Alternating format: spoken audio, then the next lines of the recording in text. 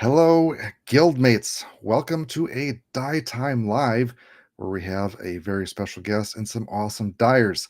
So, since it is the Women's Month, I'm going to kind of be the man behind the curtains in a little bit here, but I just wanted to give a quick intro. So, we have Disc Dies by Emily. We have Ugly Hand Dies, who will be the MC, and we have Erika Stinchcomb. So, uh, all right, I will let you ladies take it away, and I will disappear into the ether. Bye, Dave. Hi. Nice knowing you. All right, like Dave said, it is National Women's Month, so he was very excited to hand the responsibility over to us and let us show off our skills. You're probably familiar with both of these two amazing women. Erika Stinchcomb is one of two hot geese, and also a yes. Are we allowed to honk too, or is that just for everyone's you? allowed to honk. Okay, all right, cool. It's a community honk situation. Mm-hmm.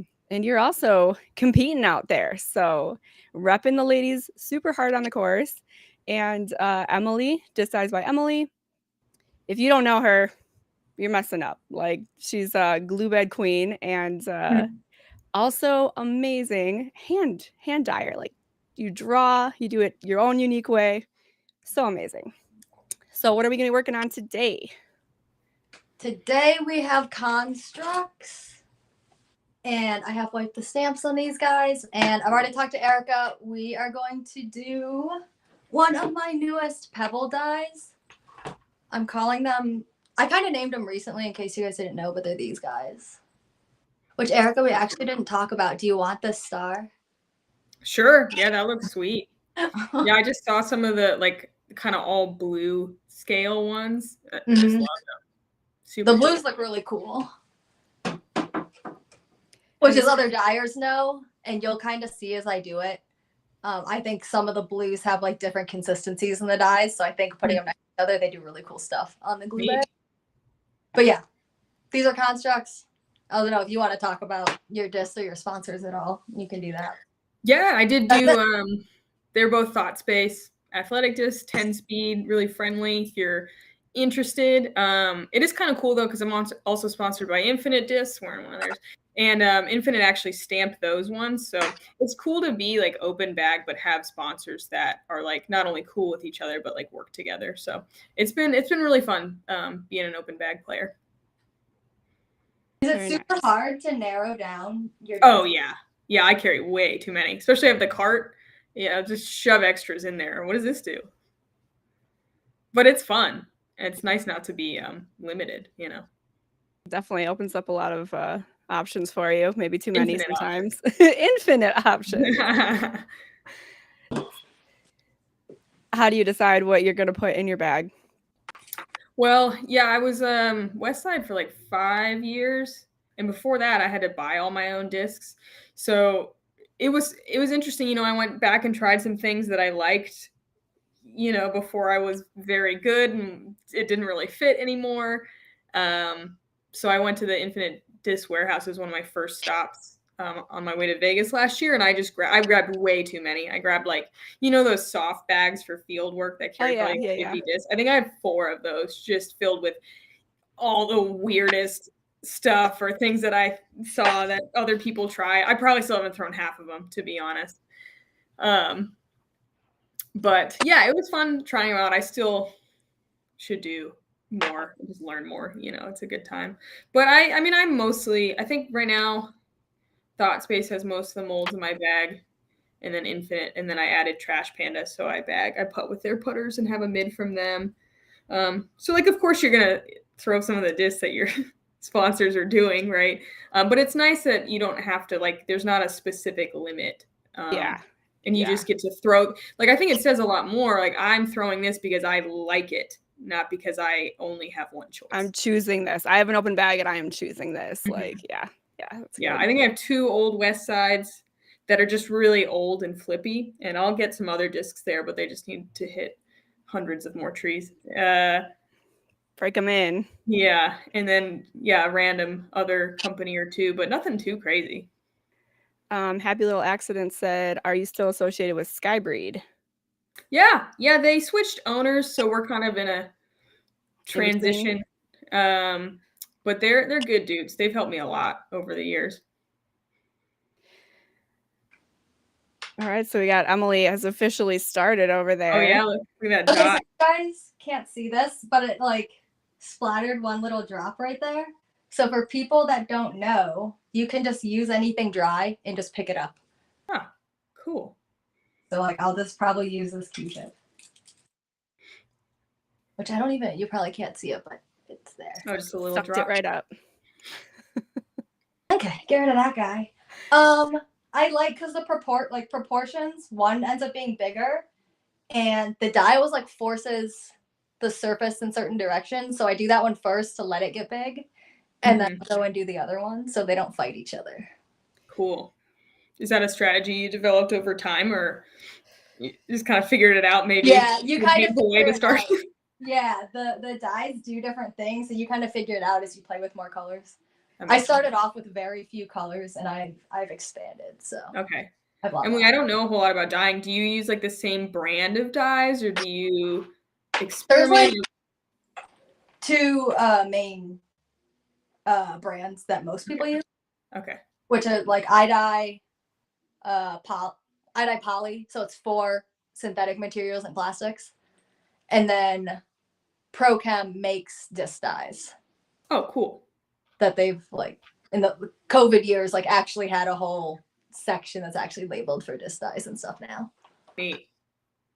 Yeah, it's such a big part of learning how to dye is learning how your colors react, because one might spread a lot more and other ones will like shrink and get eaten up. So it's definitely like a time consuming process. It's kind of like learning a new disc and like learning when it gets Sure. broken in. It's like learning a new color and what it's gonna do and how it's gonna react to other dyes. Love that. Yeah. Yeah. So she's gonna do a blue, all blue. Is that what we decided on? Yep. Yeah. Go ahead. Oh, I was just saying, yep, all blues, which is really fun. I actually really like when people just give me color schemes, and I think other dyers do too. Yeah, monochromatic is fun. Blues are a very interesting dye. They do tend to react very differently. So And other colors. yeah, like blues, sometimes they get kind of chunky and it like adds a different texture to it. And then other blues will be really smooth. So like if you learn that and then you use it purposefully. So it's just a fun little part about the blues. So I think, Emily, we're just doing one just kind of normal glue. What'd you call the pattern? A pebble dye. Yeah, pebble dye, which I like. And then we're doing like a stencil as the second one? Do you want to save that, or should we? This is like a fun one to talk about. That, my friends, is Scott Pilgrim. If It you're looks a fan, so good. Emily did a great job drawing it. It's different than the comics too. So if any of you like Scott Pilgrim, comment or whatever. Hey, I love it. So which Scott Pilgrim got you hooked? Like, were you like a graphic novel person? So I did watch the movie first, but the movie was so good because like it's just a perfect mix of like video game and comic together, like inside a movie. And then I read the comics after and have like a full color set, and I just dig it. It's just really fun. So the one I picked, Scott Pilgrim, the one in the comic is like he like pulls a sword straight from his chest when he falls in love, and it's like Scott gained the power of love, and it has stats of like what he gained.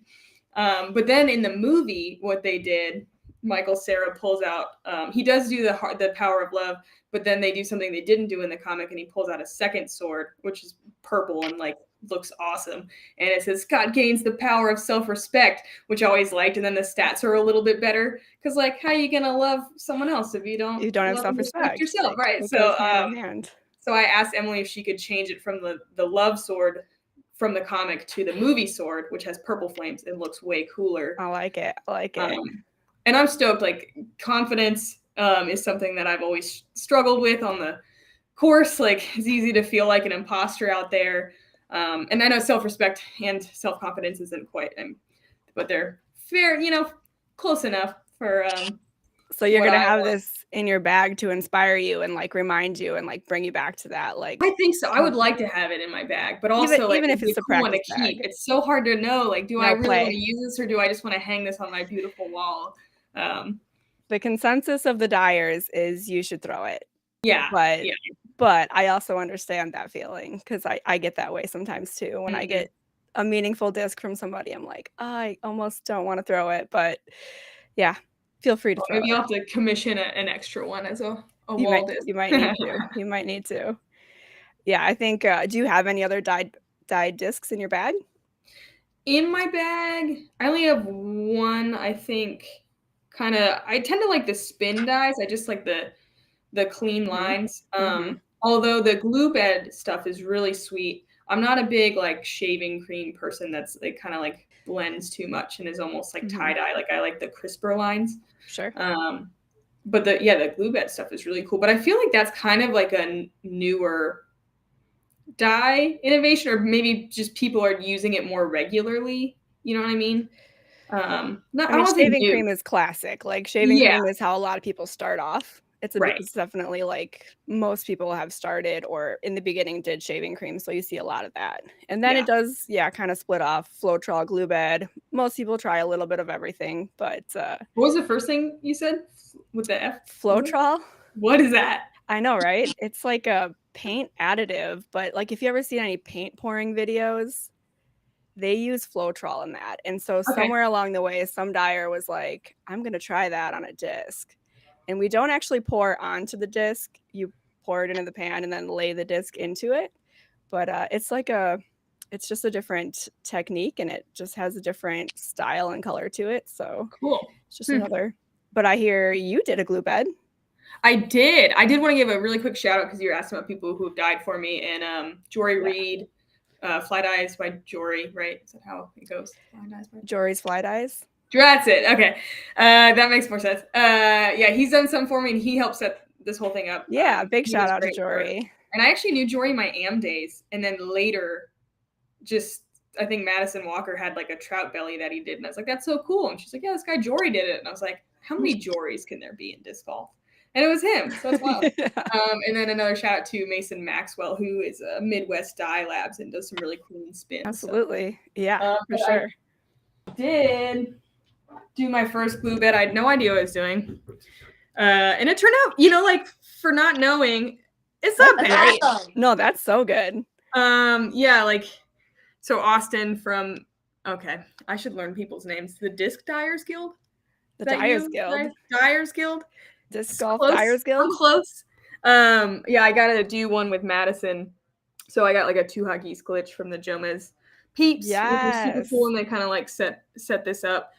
And the Dyers Guild people are going to be set up, I believe, at all of the Pro Tour stops. I'm sure you guys have talked about this. Well, Yeah, that's what I was going to say is they'll be at all of the Disc Golf Pro Tour events with a tent teaching people how to dye discs. So it's a really awesome. It's super fun. Very like innovative, And yeah, it's nice to have someone like guiding you.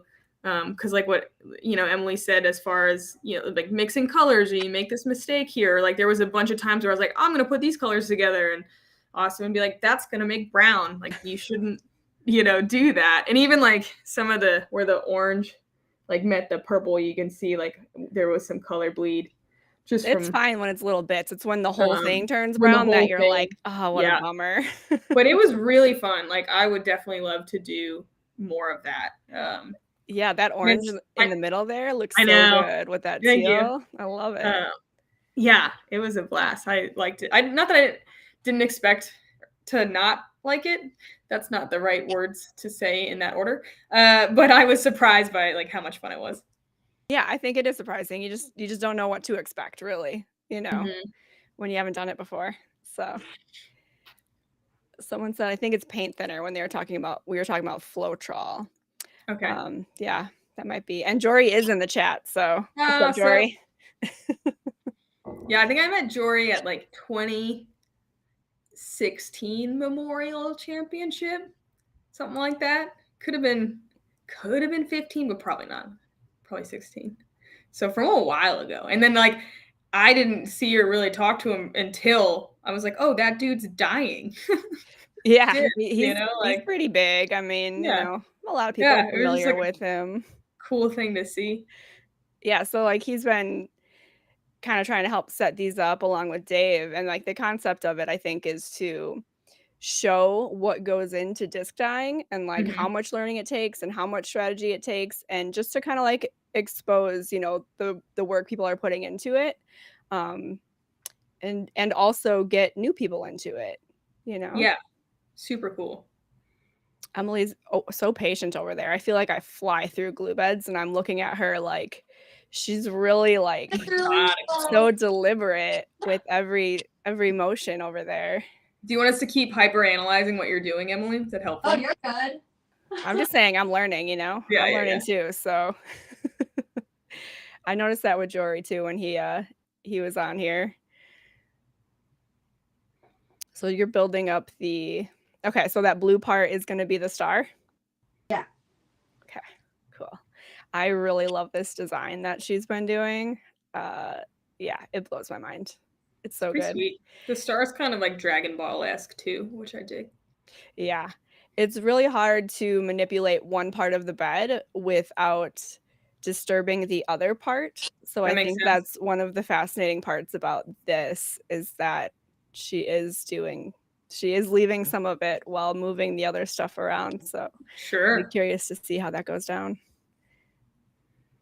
So how much is it just personal preference? Like I know, so I did both. Like I blew the straw around, which like Mhm. worked pretty well. Felt really silly, Yeah. but I feel like I got a lot more done with like the toothpick, Yeah. method. Just personal preference, or It's totally personal preference and also, like, a little bit different of a look, I would say. sure. I do a lot of the straw, which I It feel seems like it like moved more of the dye around, like at yeah. once. I think I get more of a for me, it feels like I can get an organic line where it doesn't feel too structured, and Yeah, I like that kind of chaotic look for, like, a background. sure. But if you want it to be more specific and structured, I think you have a little bit more control with the toothpick being more, specific in your movements. So, it just kinda I think most of us play around with both, but Yeah. it is a lot of preference for sure. Are glue beds like on the clock as far as, like they're drying? So you hit a point where maybe you can't manipulate them as much, or you're not really worried about it? Do you have a time limit, Emily? I feel like you have a good amount of time. I've Yeah, never it would reached take the all like Okay, all day for the surface, I feel like. yeah, gotcha. I think it would take All day is a hours. stretch, but a while for the surface to become not wet enough to Yeah. Right. Yeah, you got time. There's no rush. That's nice. Mhm. How long has Emily been dying? I think I first ever dyed one in 2020. And then I opened my shop in 2021, I believe, on Etsy. And then I moved over to disdyeing.com. So you're kind of a COVID dyer too. Mm-hmm. Me too. What got Makes you sense. You into gotta it? Be like, I had known about disc golf, and we're really lucky in Ohio, or at least in Columbus. We do have a lot of options. We have a lot of courses. And we'd play in high school just for fun at our local parks, but I never took it seriously or like learned anything about form or different disc speeds or anything like that. Like I had a DX Wraith and a DX Beast, Yeah. and that I think that was it. Nice. Did you start dyeing and disc golfing at the same time, or did one come before the other, like more seriously? Disc golf came before dying. Yeah. Is your club like Ladies of the Lake, or is there like a tournament over There is that a way? Ladies at the Lake at Gordon Holton, and that's a course that like Katrina and Sarah Hokum and people have played. Okay. I went once and played League there. I have a friend, Katie Holbrook, who used to live there. Okay. And I played like just a league randomly one day a long time ago. It was a good crew. That's actually one of my favorite wooded courses here. Cool. Well, I think getting more dyed discs into your bag, Erica, is they actually throw further. I don't know if you know that. Yeah, no, I but, used to do more. The spin dyes, I had a ton of them in there, but just haven't had as many. I had Jory do a few, but they were all so pretty. I think they were probably wall discs. Yeah, that's fair. Whoops. Did you get to try the spin dyes while you were at the tent? I did not, but I would like to. Yeah. So Looks when fun. you have, I know you have a lot of free time when you're out there. So That's all. That's actually all any of us talk about.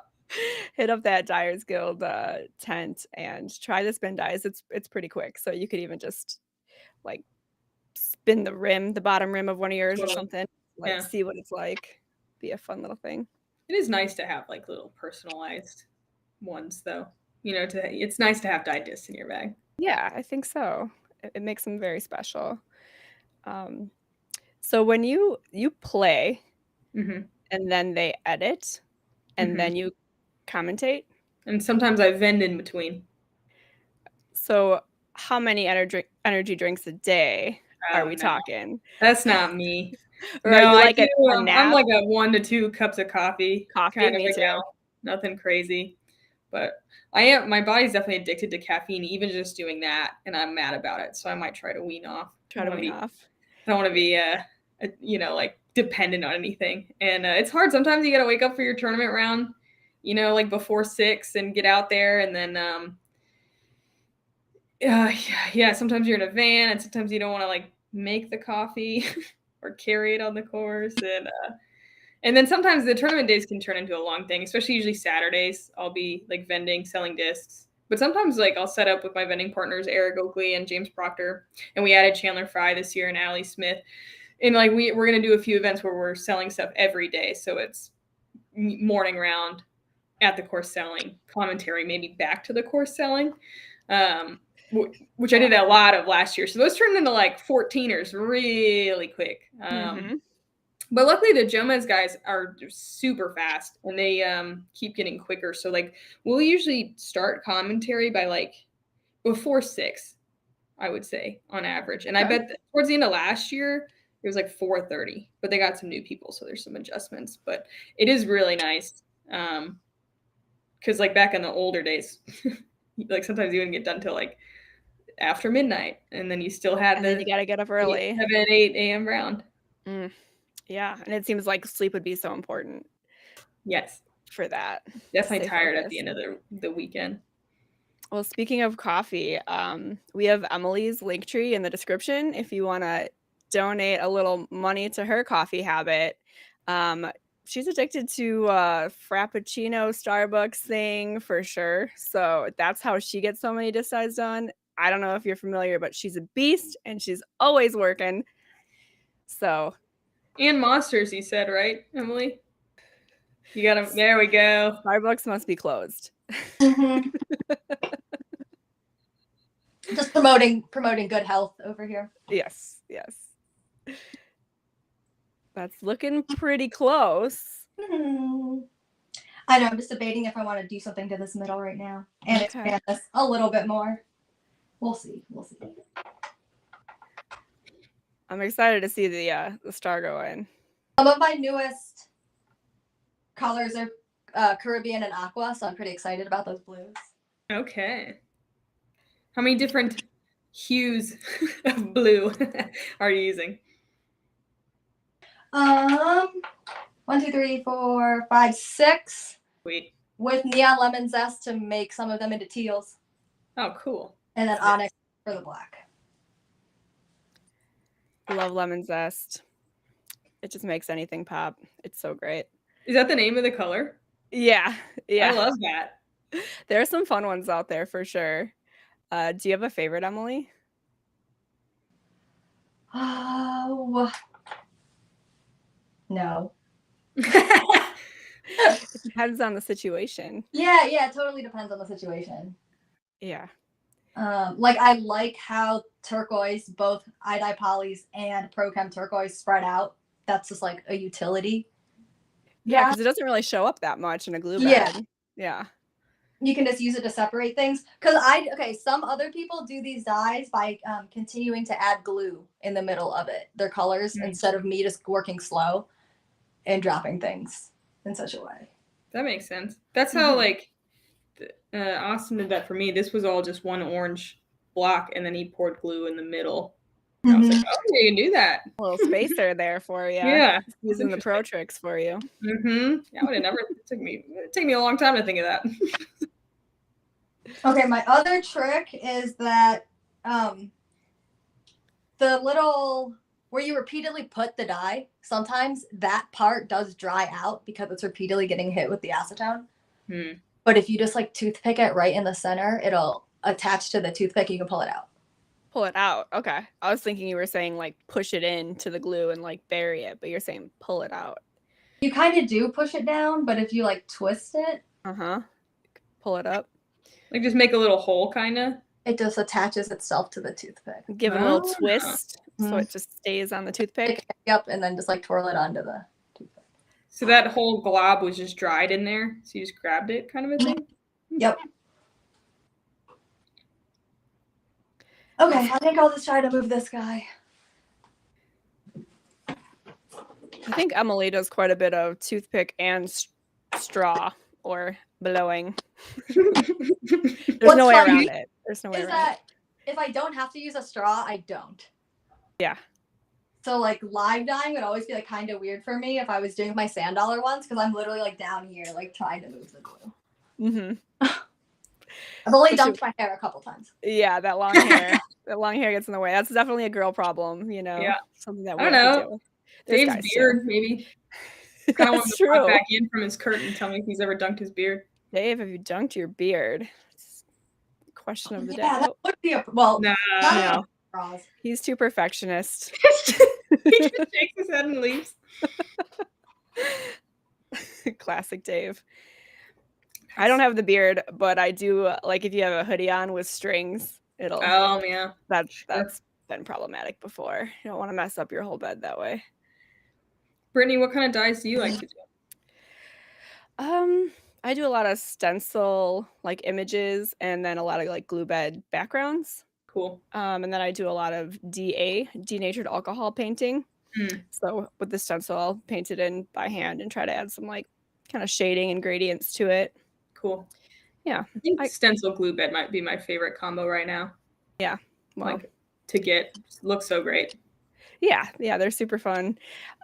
What's crazy about Emily is the way like she's gonna show us coming up here soon, but like the way she puts her images on the disc is so different. Like I use a printer and it takes a lot of like editing and working on the computer, finding the right image. Sometimes I draw stuff up, but she draws it by hand and does not use a stencil cutter. She's got her own technique for getting it on the disc that I have not seen other people really do. So that'll be really fun to watch.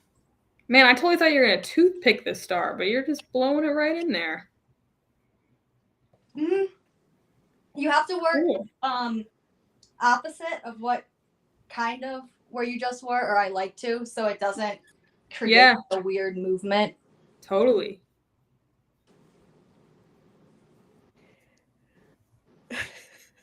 I think Dave just typed, I can't type, my beard keeps getting in the way. I'm not sure if it's Dave or someone else. That was pretty good. I'm sure it gets in the way sometimes. I'm sure when he eats. I used to waitress, and like whenever I had a man at the table with like a big beard, I'd be like, here's some extra napkins. And they were always like, thank you so much. I'm going to need that. So he can pretend all he wants. I don't know if I believe him.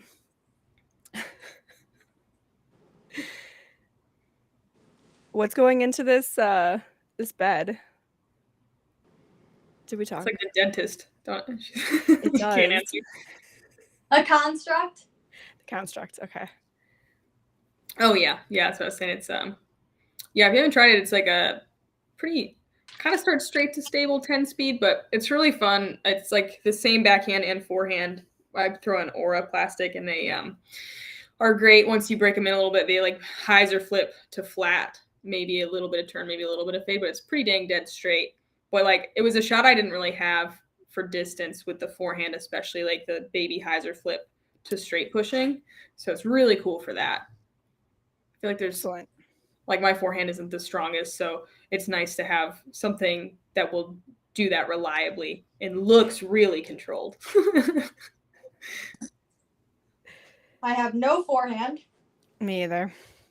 So I max Fun. out at like a 40-foot scramble shot. So Yeah.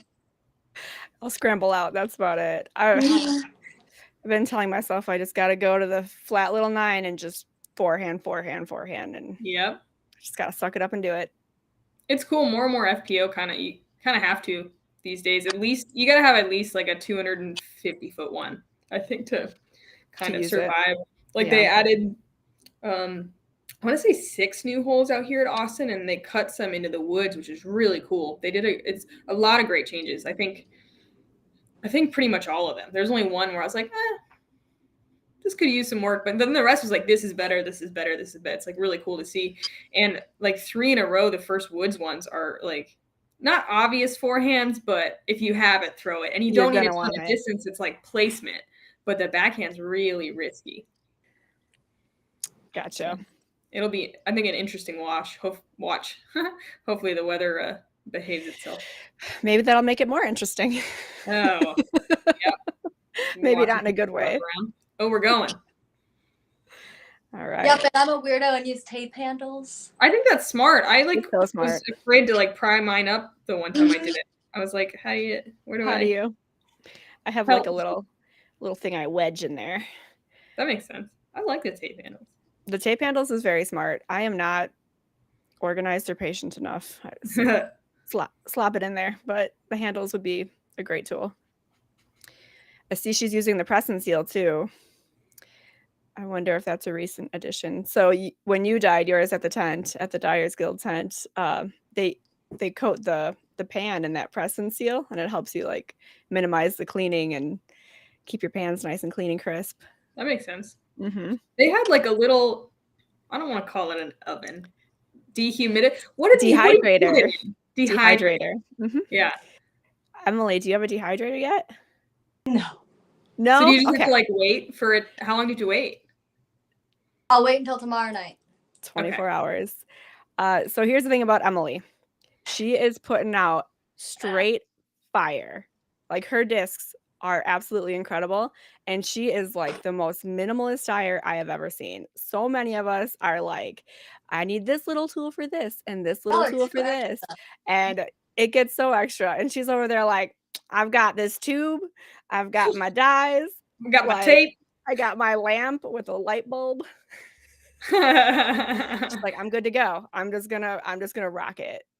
I love it. Do you disc golf with 3 discs and a grocery store bag too?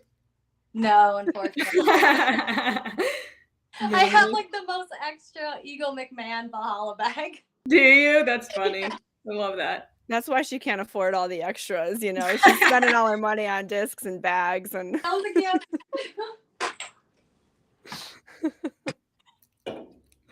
No, it's seriously really impressive what she does. Yeah. And it doesn't seem to bother her. She just keeps rocking and rolling with it. I was using like only the iDye poly dyes, like 8 colors or something for the first at least year and a half I was dyeing this. I remember hearing that in your podcast. Mm-hmm. I was very surprised.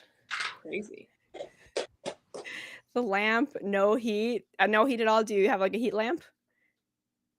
Nope. Just pure goodness. We like to say balling on a budget. This girl be balling. I don't know if you're on a budget, but you're balling. And anybody that wants to start just dyeing or maybe try it out, luckily, the Dyers Guild can help you on a budget and get a little kit with all the stuff. Yeah, they have like a little basic kit, right? Do they have multiple kits for multiple styles? There are multiple kits. There's probably the gold kit, I would think. There are different kits for different budgets. They are absolutely insane. The amount of money I would have saved. I have a shelf right up over here of like stuff that I bought and didn't need. This kit has all the stuff that you actually need and can use without wasting money on unnecessary things. It's really awesome. It's been tested out by lots of dyers and it's incredible. Yeah, It it's was so really cool. well thought out. So now we get to see Moving on. the awesome techniques of Disc Dies by Emily. Yeah, for those of you that do not have a Cricut or are not going to spend money on that, It's if you want expensive. to, yeah, so if you want to try out stencils on a disc, this is definitely the more affordable way. So all I do is I draw, if you weren't here earlier, draw the, and now I'm going to redraw it on the back of this. Okay. Is that special paper? It's just tracing paper. Tracing paper. Okay. Really cheap tracing paper. You don't have to buy the like $12 pad of tracing paper. You can buy the $2 pad of tracing paper. And you're using a pencil? Yep, plain pencil. Pencil and tracing paper, folks. You heard it here. It's absolutely insane and awesome. So I watched the Scott Pilgrim movie. I think I had seen it before, but I was like, I want a refresher. Did you do the same But what? thing? No, I started the TV show. Okay. Oh yeah, It's animated? Yeah, they went back and did a new show with all the same voice actors from the movie, which is really sweet. Oh, that makes And that movie has an amazing cast too. Yeah. So good. So the beginning of it, I was just laughing hysterically because it was such a like flashback of my like high school, early college years of just like being in a like at a band practice or like seeing my friends at a concert and just being like, I'm so cool. I don't know. It was just so great. I really loved it. It was a good time. And I think, yeah, I like your backstory, like why it should go on a disc. It works really nicely. Yeah, it was Get like your confidence points and your love points. Yeah, sweet sword. You know, respect and believe in yourself. Respect and believe. Plus, like, I definitely have like a nerdy side, but never like fully dove in. Just kind of danced around the edges of like fantasy books and video games and Dungeons and Dragons, and like I'm adjacent to a lot of like different cultures, but I don't know. It's interesting. Like disc golf was a hobby that turned into my whole life. So then you kind of leave a lot of things behind that you don't necessarily like pursue super hard. And I think that's one of the reasons that I like Scott Pilgrim so much is because it's just like a splash of a lot of different stuff. Yeah, it's like nerdy but cool. You know, it's like we're cool musicians, but also it's got this nerdy like element of comic book character. Yeah, exactly. It's pretty great. And like you said, awesome cast. How did Erika get into disc golf and transition to pro? My dad taught me when I was 16. He actually took me when I was 8 years old. And then I have a disc from that day. Went to Morley Field in San Diego. It's like near where I grew up. And then he didn't take me again until I was 16. And I give him a hard time about it all the time. Because imagine how much better I'd be if I started when I was 8. If there wasn't that gap. Instead of I started when I was 16. But then I just played with my dad and my brother. I was a junior in high school. Or a sophomore, I guess, maybe. So I just played the next 2 years while I was in high school with my dad and my brother. And like literally never saw any other women play. Like maybe kind of walking along with, like their friends or boyfriends or whatever, and maybe throw a shot. But like no one who like played full rounds. Mm-hmm. And then I did same thing in college. Like I happened to meet buddies that like we played ultimate, just like intramural. And like they also like to disc golf, but super casual. But that was in Missoula where like my home course Blue Mountain is. It was a Silver Series last year, which is really cool. And they have a great club scene and stuff too. But I literally had no idea there was clubs or tournaments or women who played. Even in college, I never saw like a woman. And not that I took it super seriously, but like, I had a little bag and I like played weekly and whatever. Like I was doing it. Yeah. And so I just like never saw anyone else who did. And then my friend Sean was like, who's really good, who still lives in Missoula, was like, hey, I'm going to sign up for this tournament. It was like, we were graduating college. And I think it was right after graduation. And he's like, I'm going to sign up for this tournament. You should sign up too. Like, I don't want to do it alone. You want to do this together? And I said, no. I was like, are you an idiot? Why would you pay money to play disc golf? Why would I pay $50 to sign up for this tournament? You're dumb. And he was like, I'll spot you, just come, and like I paid him back later. But yeah, and then I played, and I think there's like 6 of us. I just played advanced women. I don't think there was any other divisions. It was a Zootown Open in 2014. And I got, there's only like 6 or 7 of us or something. Like I think I got third, and I got a little beer bottle trophy, and I got a couple new discs with like sweet stamps, and I was like, this is the best thing ever. I'm addicted now. And I already played a lot, like not crazy, but like, yeah, I'd say weekly, easily. And then so when I moved to Seattle for a job for like almost 2 years, and I thought there'd be a scene in Seattle, and I kind of tried to play there, but it's like I was kind of in the middle, and like the north-south scene at that time was like pretty split, and I didn't really know where to start, or like this is before UDisc, and like you're just trying to find Facebook pages or like whatever. So I signed up for an ice bowl in February at SeaTac, which if any of you have ever played that course, is a 27-hole monster of a course. And it was just like a 1-round thing. And I was in February. In February, it's an ice bowl. And I was like, I'm just gonna sign up, and like maybe I'll meet some women who play, and I can like make a friend. Yeah, like I just moved there. And then there was like, I think there was 5 women or 6 women, and then I got put on a card with someone who like we just didn't vibe, like whatever. She was older, and I was like, well, we're not gonna hang out, you know what I mean? And then I'm like looking longingly over at this card of like women my age, like, please, that looks fun. And it was a 6-hour round, and I didn't bring snacks, and I had like a tiny umbrella that broke. It was miserable. It was just miserable. And that's everything that could go wrong.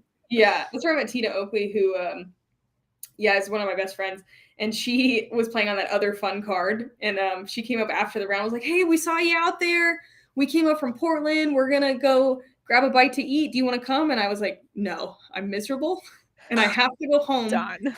But you seem so cool, I'm really sorry, I'm usually down to hang, I just can't be here anymore. She's like, okay. And then a month later, I like found a tournament in Portland, and I like found Tina on Facebook. I was like, hey, anywhere at camp? Wink, wink. She's like, come stay with me. And then we were like, really great friends. And I was going down to Portland probably like once every month or 2 to play. And then I eventually kind of figured out the Seattle scene. But the Portland scene at that time was like just so much bigger, and they have so many more courses, and there's a ton of women that played. So I started playing advanced, and I did that until, this is such a long story, sorry. I did that until like 2017. And I like saved up, bought an old van, lived in that, and like worked full time for I was in there for like 6 months probably, just in the van saving money, and then did a 5-month tour. I just went until my money ran out, just to see like, is this something I can do? I think I was 860 rated when I started, and like you were lucky to get a field of 20 FPO. But it was a good timing, because that was like right when the Pro Tour started doing stuff, 2017. So like I played a bunch of Pro Tour events, and I think I qualified for the Pro Tour championships that year just from going for 5 months. And I was like, I knew I had a long way to go, but I was like, I can do this. But it took me a long time from 2017. And then my first touring year was supposed to be COVID. And then, so I think 2021 was the first time that I like toured full time for real. Nice. So that's a brief answer to your question. Yeah, I think it's so important for us women to play with other women, because I'm always playing with like these dudes, and their life is just golf. Like my husband and his buddies, they go all year, rain or shine, winter, doesn't matter. They're super hardcore into it. And like I play when I can, but when I get to play with playing with them, they're super casual, super fun, absolutely love it. But when I actually get to play with another woman, it's like, oh, this is so nice to actually be like playing a game with somebody. Yeah. Like they can just, they just beat me every time. It's expected. It's going to happen. Right. But then you learn, and you're like, oh, I never thought about throwing it like that. Yeah. Or, oh, you can do that. I can probably do that too, or whatever. It's great. And I love it. But I love having also women to play with, to actually like play a game with somebody, and not just like behind somebody the whole time. Yeah. So it's good to get the girls out there. And like you said, you do see them walking with the guys a lot. And it's like, Get them And there are a throwing. lot more women that play now, but Yeah, like absolutely. still lots of growing to do. But it's Still been lots of cool growing to do. to see these. I mean, and now at least in FPO, you know, like we're hitting 50 pretty much every time versus like 5 years ago it was 20. And I know there's still like a lot of growing that needs to happen on, you know, like regional and local levels to get more women out there, but we're going. I've definitely seen a pretty big change in the last couple of years with the FPO. It's been awesome to watch, and I've really enjoyed it. Well, even I don't know, like when I started, we were still playing the same T pads as men, so it's like really cool that like they're starting to cater more courses for women. Yeah. It's the same with disc dyeing. You know, we had this idea to do like women disc dyers and like have a roundtable review, which is coming up on Saturday. You'll be busy, but for the people in the chat. And I was like, oh yeah, that'll be no problem. Like we'll find girls and we'll like feature them. And it was a lot harder than I thought it was. It just never occurred to me like there weren't as many of them. And it's such an accessible thing. And same with disc golf. Like disc dyeing there's no reason for there to be any gender involved whatsoever. And then disc golf, I feel, is the same way. Like it doesn't need to be so dominated by the boys. We got to get our girlfriends out there, our daughters, and you know, and just make it friendly and accessible. Like women's only clinics or tournaments can be super helpful. Or not that, I mean, that's a whole big thing, but even just like maybe not like a league, but like, hey, we're casual league. We're going casual. Yeah, we're working on getting a lot more stuff like that started in our area. We're in a small town, so it's tricky, but we're trying, and we're getting a lot of kids out there too. Which I'm gonna plug a Pure Disc Golf, who I'm an ambassador for, and the reason I agreed to be an ambassador that it's a new app and it does a lot of stuff. But the main thing that I think is really cool about it, as a woman, is like you can meet other people and like not give out your phone number and not like give out your social media, and like you can filter like, I'm a woman who's a beginner and I like to play at this time, and other people on the app, it'll like filter you, and then you know you can meet them and try to play with them, and then it's also no pressure if it was like this wasn't great, you know. Oh, that's awesome. Like, I'm really hoping that the app like takes off, because I think it's a really cool way to kind of make it accessible and like find new friends and just like people to play with who are, you know, at least like similar enough to your skill level or like what you're trying to do with disc golf. So you can be comfortable out there. Yeah, and it's not just women. I mean, you can just obviously you can even like, guys like, hey, I'm going to play. Gender, like, but I'm a beginner or I'm advanced. I don't want to. If you don't know how to throw, I don't want to play with you. Whatever. Yeah, I'll get real impatient. Yeah, so it's cool. Well, that sounds like a great idea. I'll have to check that out for sure. I was trying to start. I own a disc golf shop, and so every time I see a woman like buying discs, I'm always like, what's your availability for a league? Right. And then you're like trying not to scare them off too. I know. Yeah. But, like I'm trying to organize a time that works for everybody, which is very challenging when there's only like 6 people. Totally. Yeah. But maybe that app can help, because I can be like, all right, put your availability in here, ladies. Yeah, that's awesome. Where are we at over there, Emily? Okay. Trace the back, and I flipped it back over. I tape it down so I don't move it. And then it's like any other transfer. You just like rub the graphite from the back of the paper onto the disc, and then your stencil will be on there. It's not very hard. It's a really You just use your hands? You don't need like a little tool or anything? I have nails. So that helps me. And I have sacrificed my right hand nails to throw. Yep. Better, but I have a little bit on my right hand. But no, it's fine. You literally, just go over the lines. Oh, yeah. Like this. You ever see it? You could get, this is so cheap. I don't know if this would work, but I assume it would. But like you can get a little camping pot scraper that's like just a piece of plastic with a little tiny handle for like $1. You could like squeegee from your Dyer's Guild kit. Yeah, that too. Yeah. Like I don't know if that's like, I guess I have these, which I've never even tried, but like those guys. Oh, that might work. It almost seems harder though. Like, I mean, you do what works. I was just curious. I mean, it's fine. But it's like I'd have to just redraw every line with this. Right. No, it seems better to have something wider. It's classic Emily. She's got tools galore. She's like, I use my nail. It's fine. There's nothing wrong with it. Cool. It's like on the disc. Yeah. That's wild. That's so wild. But that's like unlike or different than people with crickets. Like I am a little bit boxed into a corner in the limit of what I can do this way. Like if you saw Jory's that he did, he can do a lot more intricate little tiny pieces, and then you guys sit there and like weed them forever, which is just crazy. And like I do not have that patience. It's just like not the flow that I have when I work. Yeah, it just depends. Like I think everybody just has a different style. I can do the small detailed stuff, and I'll be like, once in a while I'll challenge myself, like this is ridiculously detailed, I'm gonna do it. But I tend to lean more towards like a big bold design, just more my style. It just depends. I think I could try some graphite wax tracing paper and give it a go. I just don't know how you get your lines so good. That's just because when we have a stencil, we have like something kind of essentially blocking the dye from going where you don't want it to. And she just has a flat disc with nothing stopping. You don't like mask the stencil or like, I don't know how it works. Yeah, masking is like, that is a technique that we use. A lot of times we use glue, and I think the stencil, I mean, the vinyl, also you're masking parts of it. She's not masking any of it. She's just like freehanding it 100%, and it's insane. Some tips for the hand painting.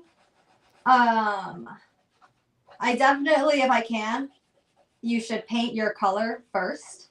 So I would go in and like do the flame and do the hair, do the shirt, do the clothes, skin, and lay those blocks of colors down first and try to get shading and all that.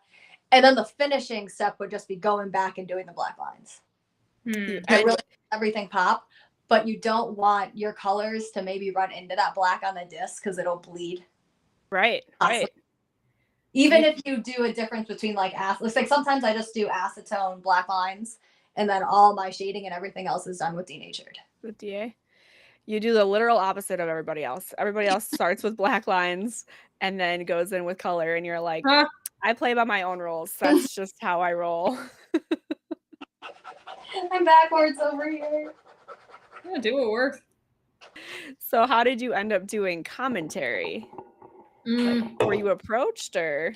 Someone bailed. I was nearby. Yes, I love that. And you're still doing it. Yeah. So like I said, I got the job because I was just kind of available and responsible. And my buddy, Madison Walker, had been doing commentary for a while before that. And like we were just kind of starting to be friends. And I think we were either staying together or something. Were we staying together? We might have been. And she kind of was like, hey, the person who's supposed to do it isn't going to do it. Do you want to jump in? And I think it was just supposed to be for a round. But then I think I ended up doing more. I want to say that was like 2019. I should really know when I first did it. We've been rocking it ever since. Like 2019 World or something. So that sounds right.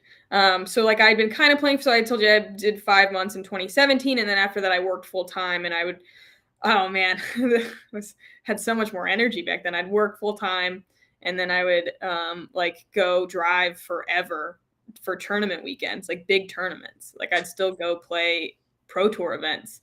Like I'll take 4 days and I'll go play San Francisco Open and drive from Missoula, Montana, and go back and then go right back to work.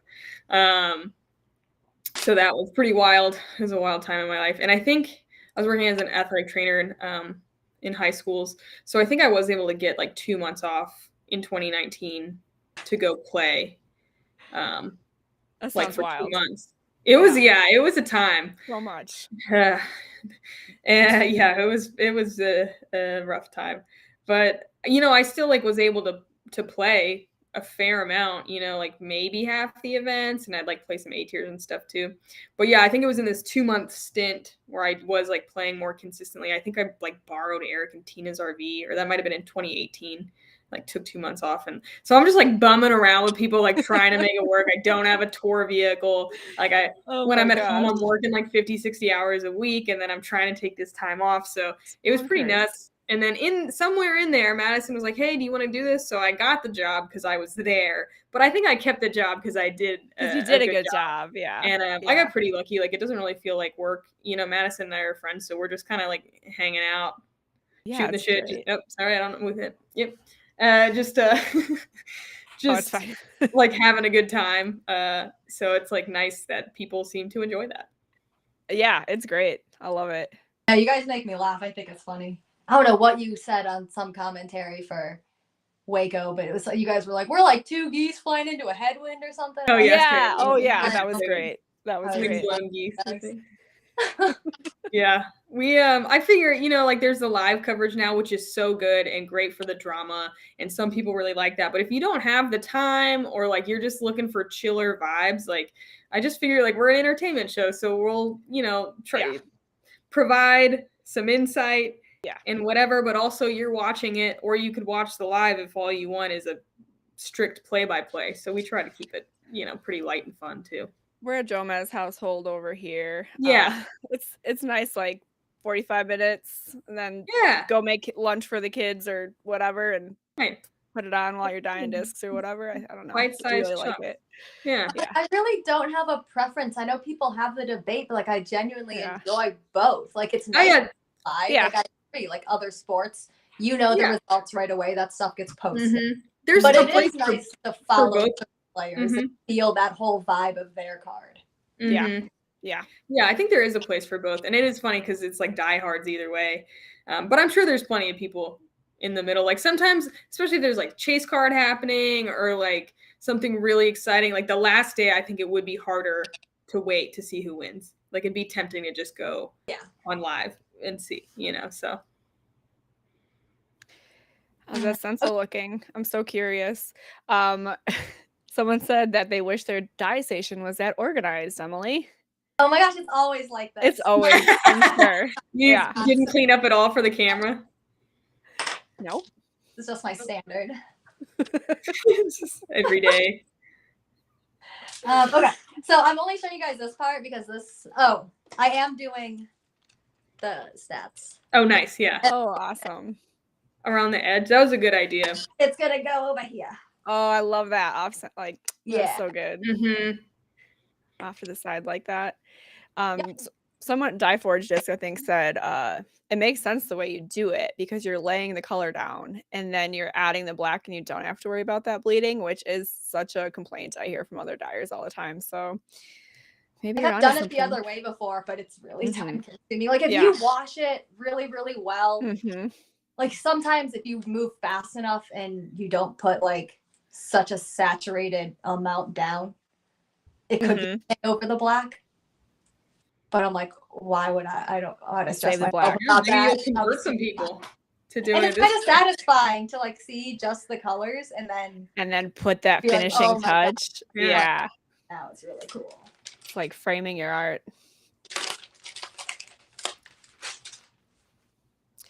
We can open up for like a little Q&A if anybody has any questions. Oh yeah, sweet. Oh man, I'm stoked. I get the background. That helped. Oh, cool. That is wild. Yeah, that works so well. It's crazy. So good. Just I'll be coloring him. Cheap tracing paper and a pencil, huh? Yep, and then so creative.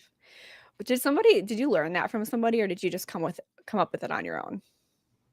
Definitely. I feel like definitely on my own. And the reason, like, I think so.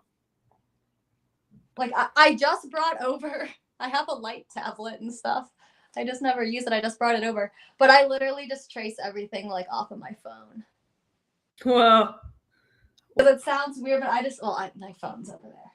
What do you mean? It's like the phone's right here. It's like the same size as the disc. And so I know if I expand those edges, like right outside of my phone, it's a perfect size for a disc. That's crazy.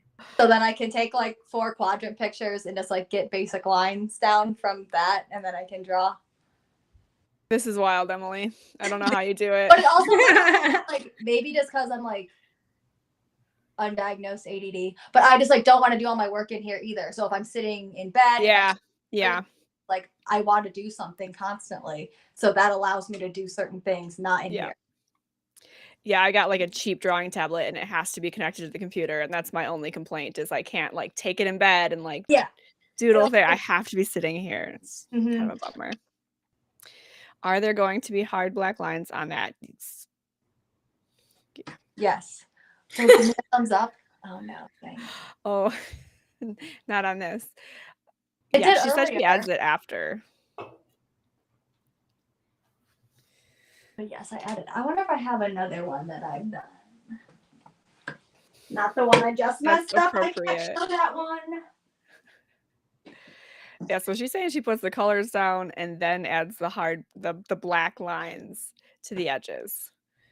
By hand. She does it all by hand with a paintbrush. Yeah? Oh, cool. That looks great. Amazing. So green color first, then black lines.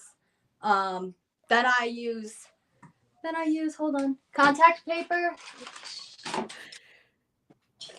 Again, super duper cheap. This stuff. Mm-hmm. It's like, I don't remember. Under $10 a roll.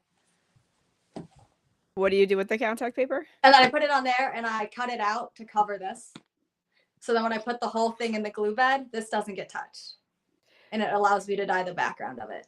But other than that, when you're doing the background, you don't mask anything. Like when you're painting it in. No. Yeah. That's kind of the question. I have. Yeah. There are certain situations you may want it. Yeah, like if you need a straight line, maybe like a strip of something, or I don't know. More for like very purposeful highlights. Okay. Like maybe if you know the like whites of people's eyes, you have that white dot. If you put glue on that, Yeah. you'll Make just sure it stays white. to paint around that. Yeah. Not every time, depending on the size, but yeah, people could do that. So the chat's mind is as blown as my mind is, because they're all like, how do you keep your black lines so crisp? Do you want to show us your tool? It's pretty exciting. I just don't have good backgrounds to show it on. It's just a plain duct taped paintbrush. Dang.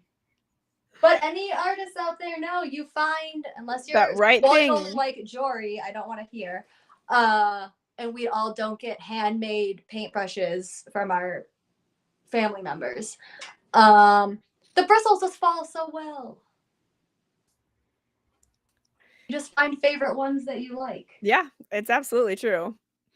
I feel like mine always end up splitting at some point, and then it's like, oh, now I gotta find a new favorite because they're starting to divide a little bit. These are not good enough. Yeah, all those are the failures. Yeah. So I feel like when I go to hand line something and there's no vinyl there, it almost is like bubbly. I don't know how to explain it. Like it's not smooth, but you're not blending the edge. It's so crisp. Okay, so if any of you ever painted walls, I don't know if this is going to make sense, but it's almost kind of like painting the edges when you're painting walls, how you push color to like a side of the brush. Oh, yeah. I do that. I build it up and it kind of makes a little like barrier.